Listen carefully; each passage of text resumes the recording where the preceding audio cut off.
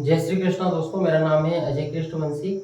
हम पिछले कुछ दिनों से दोस्तों राजस्थान के प्रमुख संत और संप्रदाय के विषय में चर्चा कर रहे थे। आज भी हमारी चर्चा का विषय दोस्तों राजस्थान के प्रमुख संत और संप्रदाय ही रहने वाला है, जो कि राजस्थान की अलग अलग प्रतियोगी परीक्षाओं की दृष्टि से महत्वपूर्ण है। तो बिना टाइम वेस्ट के स्टार्ट करते हैं।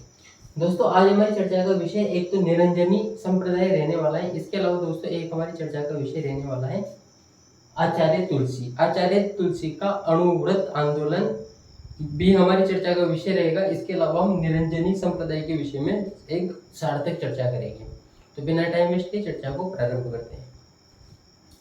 दोस्तों निरंजनी संप्रदाय के जो प्रवर्तक हैं उनका नाम है संत हरिदास जी। क्या नाम है प्यारे दोस्तों? संत हरिदास जी। संत हरिदास जी नाम है इनके प्रवर्तक का। जन्म होता है दोस्तों 1544 ईस्वी में। कहाँ पर होता है? एक गांव है दोस्तों, कापड़ोद गांव। क्या नाम है दोस्तों गांव का? कापड़ोद गांव। और ये है दोस्तों डिडवाना तहसील में। डिडवाना तहसील में। डिडवाना तहसील कहाँ पर है? नागौर में। यानी कि नागौर जिले के डिडवाना तहसील के कापड़ोद गांव में 1544 ईस्वी में निरंजनी संप्रदाय के संस्थापक संत हरिदास जी का जन्म होता है। दोस्तों इनके जो बचपन का नाम है या फिर इनका जो मूल नाम है वो हरिदास नहीं था। इनके बचपन का या फिर इनका जो मूल नाम है दोस्तों वो हरि सिंह साखला था। क्या था? हरि सिंह साखला। हरि सिंह साखला।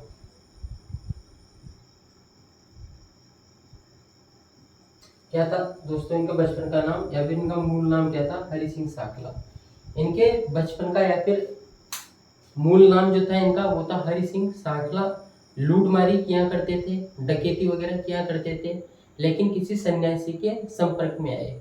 सन्यासी के संपर्क में आने के बाद में इनके विचार बदल गए।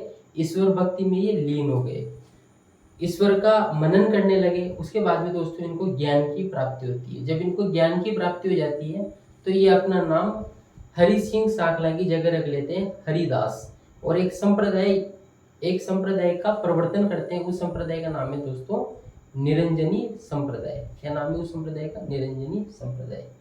यानी कि हम कह सकते हैं प्यारे दोस्तों निरंजनी संप्रदाय के संस्थापक या फिर प्रवर्तक जिनका नाम हरिदास जी है, उनके मूल नाम बचपन का नाम हरि सिंह साखला था, जो कि लूटमारी का काम किया करते थे। लेकिन किसी सन्यासी के प्रवचनों ने उनका हृदय परिवर्तन किया और ईश्वर की भक्ति में लीन होने के पश्चात उनको ज्ञान की प्राप्ति हुई। उन्होंने अपना नाम हरिदास कर लिया तथा एक संप्रदाय का प्रवर्तन किया जिसका नाम है दोस्तों निरंजनी संप्रदाय। बचपन जो शुरू में दोस्तों लूटमार किया करते थे, बाद में आध्यात्मिक हो गए। और ऐसी की ऐसी कहानी किसकी है? वाल्मीकि की भी है। इसी वजह से दोस्तों संत हरिदास को राजस्थान का वाल्मीकि भी कहा जाता है। ये जानकारी भी ध्यान में होनी चाहिए। लूटमार का कार्य करते थे, सन्यासी के संपर्क में आए तो ईश्वर भक्ति में लीन हो गए। ईश्वर भक्ति में लीन हो गए, ज्ञान की प्राप्ति हुई। उसके बाद में नाम इन्होंने अपना कर लिया दोस्तों हरिदास, और एक संप्रदाय का प्रवर्तन किया। उस संप्रदाय का नाम है निरंजनी संप्रदाय। इसी वजह से दोस्तों इनको राजस्थान का वाल्मीकि भी कहा जाता है। राजस्थान का वाल्मीकि भी कहा जाता है। राजस्थान का कबीर किसे कहा जाता है? कमेंट करके आप जरूर बताइए, क्योंकि हम राजस्थान के संत और संप्रदाय का ये 10वां लेक्चर रिकॉर्ड कर रहे हैं। इससे पहले 9 लेक्चर आ चुके हैं। एक लेक्चर में मैंने आपसे चर्चा की थी कि राजस्थान का कबीर किसे कहा जाता है। आप कमेंट करके बताइए अगर आपको जानकारी हो तो, नहीं हो तो कोई बात नहीं है। राजस्थान का दोस्तों इनको वाल्मीकि कहा जाता है।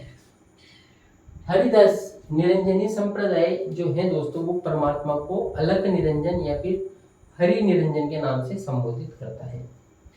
अलख निरंजन, परमात्मा को ये अलख निरंजन या फिर हरि निरंजन कह के संबोधित करते हैं।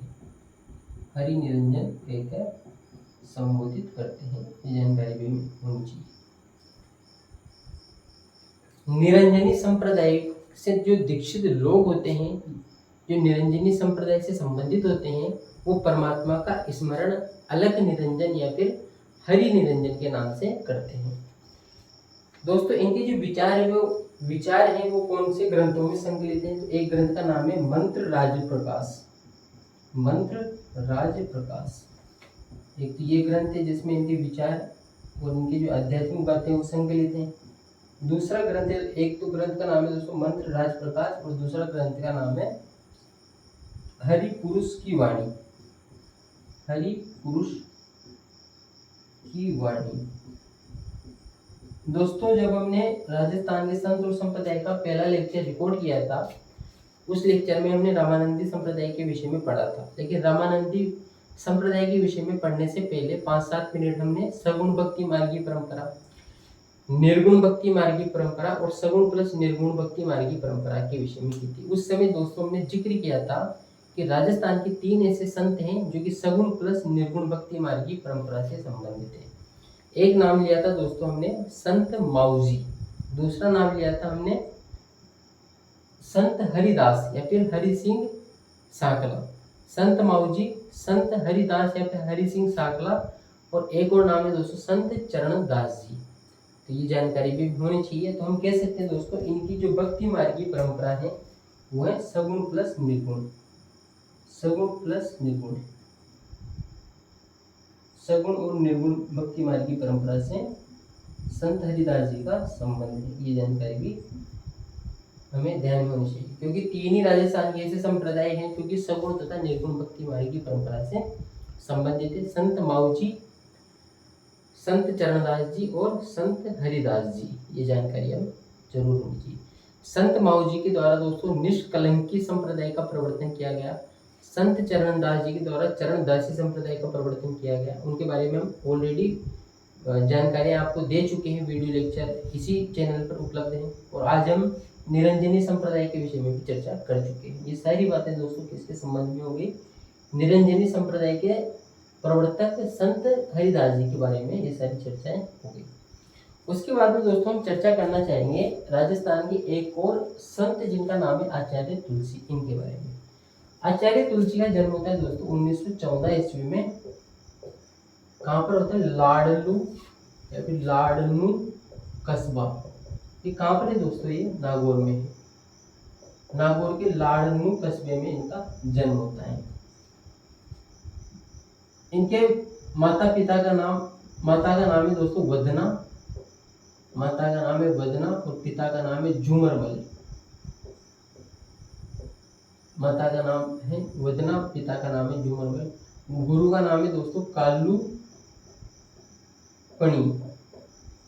कालू पणी इनके गुरु का नाम है। आचार्य तुलसी द्वारा जिस वैचारिक आंदोलन या फिर वैचारिक क्रांति का प्रारंभ किया गया उसे अणुव्रत क्रांति कहा जाता है। क्या कहा जाता है उसे? अणुव्रत आंदोलन या फिर अणुव्रत क्रांति कहा जाता है। इस अणुव्रत वैचारिक क्रांति या फिर अणुव्रत वैचारिक आंदोलन से क्या तात्पर्य है दोस्तों? आचार्य तुलसी का ज्यादातर फोकस व्यक्ति के नैतिक उत्थान में था तथा उसके आध्यात्मिक मूल्यों को स्थापित करने में था। यानी कि हम कह सकते हैं व्यक्ति के नैतिक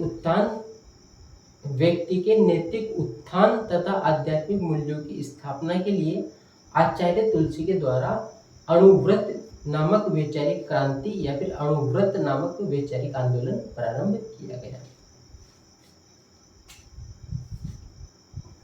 व्यक्ति के नैतिक उत्थान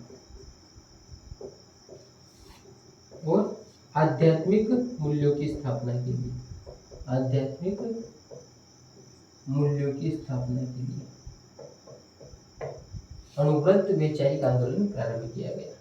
दोस्तों आचार्य तुलसी का ऐसा मानना है, वो ऐसा कहते थे हम सर्वप्रथम मनुष्य हैं, मानव है, उसके बाद में हम धार्मिक हैं और ये जिस संप्रदाय से संबंधित है, जिस धर्म से इनका ताल्लुक था तो जैन धर्म से संबंधित है। तो फिर कहते थे ये मैं सबसे पहले मानव हूँ, उसके बाद में धार्मिक हूँ, उसके बाद में मैं जैन हूँ, उसके बाद में मैं धर्माचार्य हूँ, ऐसा इन्होंने कहा था।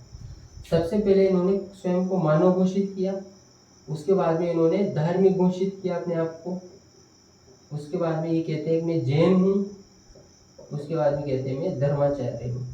यानी कि दोस्तों इन्होंने अपना परिचय एक मनुष्य के रूप में सर्वाधिक सार्थकता के साथ दिया है। इनका कहना है कि हम सर्वप्रथम मनुष्य हैं और मनुष्य होने के कारण हमारी कुछ नैतिक परंपराएं हैं, कुछ मोरल वैल्यूज हैं, कुछ स्पिरिचुअल वैल्यूज हैं, कुछ आध्यात्मिक वैल्यू हैं, हमें उनकी ओर भी प्रवृत्त होना चाहिए, ऐसा आचार्य तुलसी का मानना था। और इसी उद्देश्य की पूर्ति के लिए इन्होंने अनुव्रत नामक वैचारिक आंदोलन प्रारंभ किया।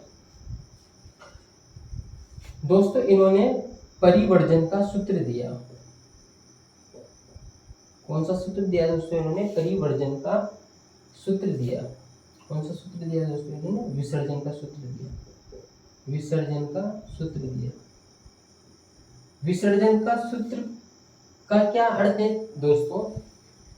आचार्य तुलसी कहते हैं कि आवश्यकता से अधिक संपत्ति या फिर किसी भी विषय वस्तु का संग्रहण पाप का माध्यम है। यानी कि आवश्यकता से अधिक अगर हम संपत्ति इकट्ठा करते हैं तो वो पाप का जरिया बनती है, वो पाप है कुल मिला के। वो कहते थे किसी व्यक्ति को 2 जून का खाना नहीं मिल पा रहा है और कोई व्यक्ति गुलछर्रे उड़ा रहा है, अय्याशी वाली जिंदगी जी रहा है, तो ऐसा नहीं होना चाहिए, ऐसा नहीं होना चाहिए। इस वजह से दोस्तों आचार्य तुलसी ने विसर्जन का सूत्र दिया।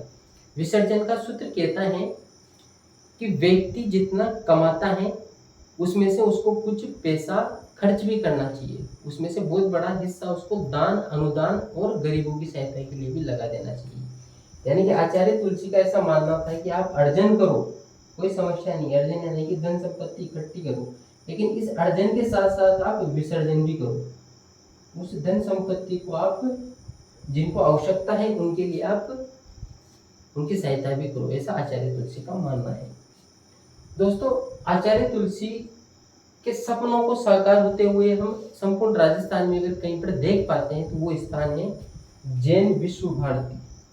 क्या नाम है? जैन विश्व भारती संस्थान।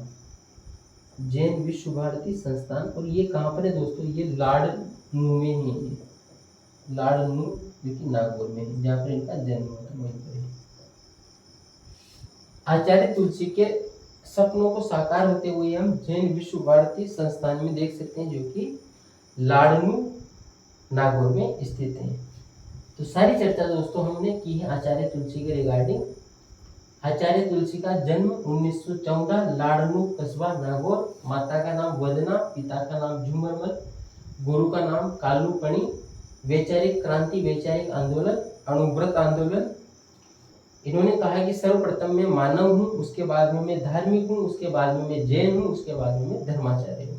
इन्होंने सूत्र दिया विसर्जन का, यानी कि व्यक्ति को अर्जन करना चाहिए, पैसा कमाना चाहिए, लेकिन उस पैसे को गरीबों की सहायता के लिए भी खर्च करना चाहिए, यानी कि अर्जन के साथ साथ विसर्जन भी करना चाहिए। पीठ कह सकते हैं दोस्तों, या फिर इसका जो प्रमुख संस्थान है इनके द्वारा जो वैचारिक आंदोलन का, वो है दोस्तों जैन विश्व भारती, जो कि लाडनू में है। और लाडनू कहाँ पर है दोस्तों? नागौर में है। निरंजनी संप्रदाय के विषय में हमने चर्चा की थी। तो प्रवर्तक संत हरिदास जी हैं। जन्म 1544, कापड़ोद गांव डिडवाना नागौर में इनका जन्म होता है। मूल नाम हरि सिंह साकला है। लूटमारी का काम करते थे।